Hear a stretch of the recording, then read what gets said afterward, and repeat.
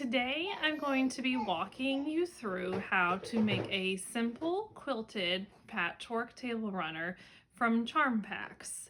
This table runner will come together very quickly, and if you're a beginner quilter or trying to just get into sewing in general, this is the perfect beginning project for you. You will end up with a beautiful table runner to display in your home, and it will hopefully motivate you and get you really inspired to continue in sewing and quilting. This will be a couple week series. I will take you through a couple steps this week, and then next week I'll take you through a few more steps all the way up until you have a finished quilted table runner. So let's get started. I want to start out by welcoming you to my channel, Sewing Suzanne, where I talk about all things sewing. Quilting is my passion, but I also get on tangents of garment making and just making, little trinkets here and there. I am very interested in getting people into sewing. I think it's a great hobby. I think you can make a business out of it as well. And so I share all sorts of different things here on my channel. So let's hop right into what we're going to need and what we're going to do for our quilted table runner. I want to start out by talking about the fabric in general. So I said we're going to be using charm packs.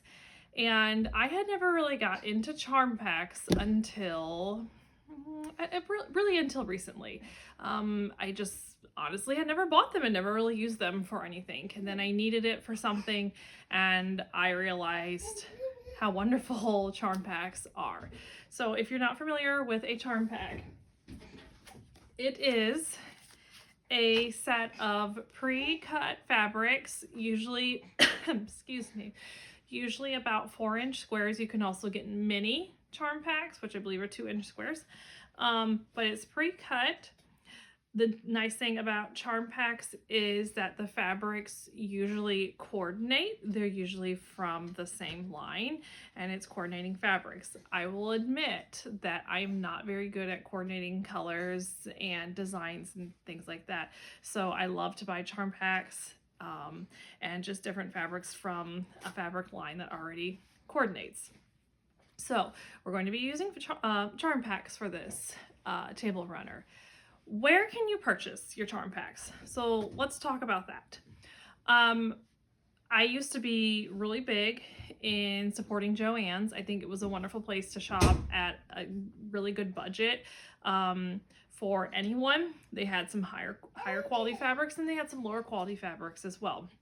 But we all know that Joann's is no longer open, no longer a business. So I now do most of my shopping online. I don't really enjoy fabric shopping online. I like to see it in person, but that's just what I have to do. We also had a quilt shop that was within 20 minutes of my home, at the same time that I also had a Joann's within 20 minutes of my home.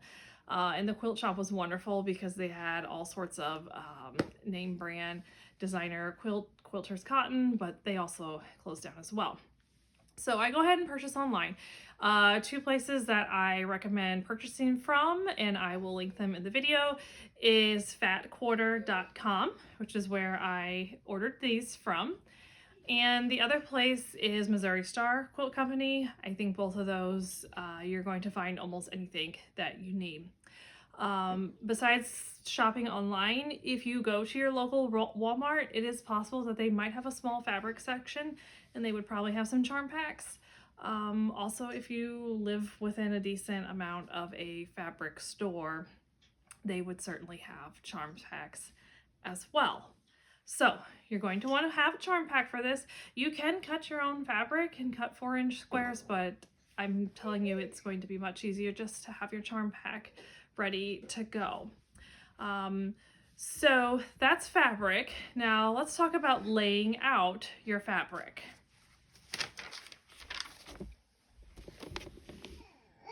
All right, we're going to start laying out our fabric for our simple quilted patchwork table runner made from a charm pack. Okay, So my charm pack that I ordered is called I Love Fall Most of All by Deb Strain for Moda.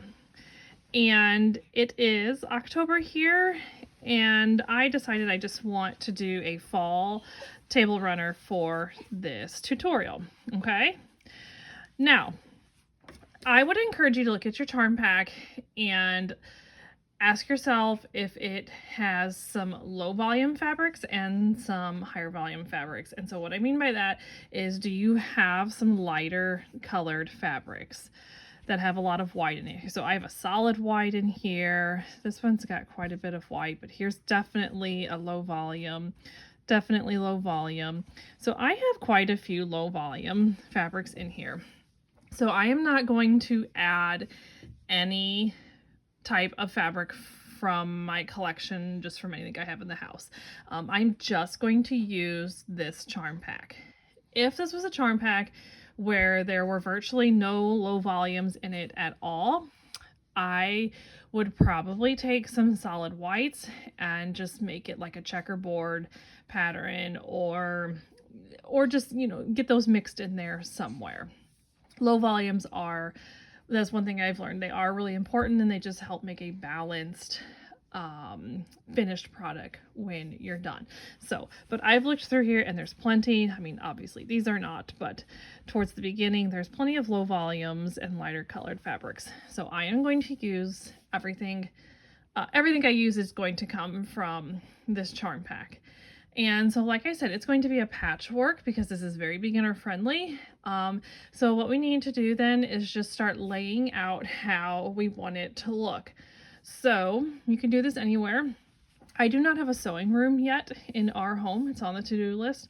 So I kind of work in different spaces. And right now I am just on the carpet, and I'm going to lay out how I want this to look. And then I'm going to show you.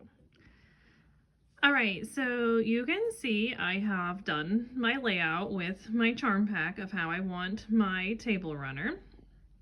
And what you're going to want to do is take 4 of your charm pack. You're going to have 4 across and 10 going down. So you will have 4 squares going across,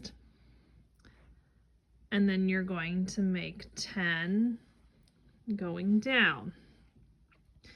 And as we stitch it together, every seam that we make, you're going to lose a 1/4 inch. So this it'll get a little bit smaller as we are putting it together and finishing it up. And it'll be a nice size for any regular table. So you can see I've done my layout. What I recommend is, once you have your layout, go ahead and take a picture on your phone, because if you're like me, I have small children running around the home, and sometimes my fabric gets messed up even when I have it in piles the way that I wanted, and the layout is not necessarily the way that I had it. So I always recommend taking a picture, and then from here, if you have time and you're ready to sew, because this will go together pretty quickly, obviously you can just hop right to the sewing machine. That'll be my next week's video though, of how to put it all together. But if you're at a stopping point and you need to pause, we obviously aren't going to leave it just laying on the carpet like this. So we need to go ahead and get it organized and in a safe spot. And I'm going to show you the clips that I use for that.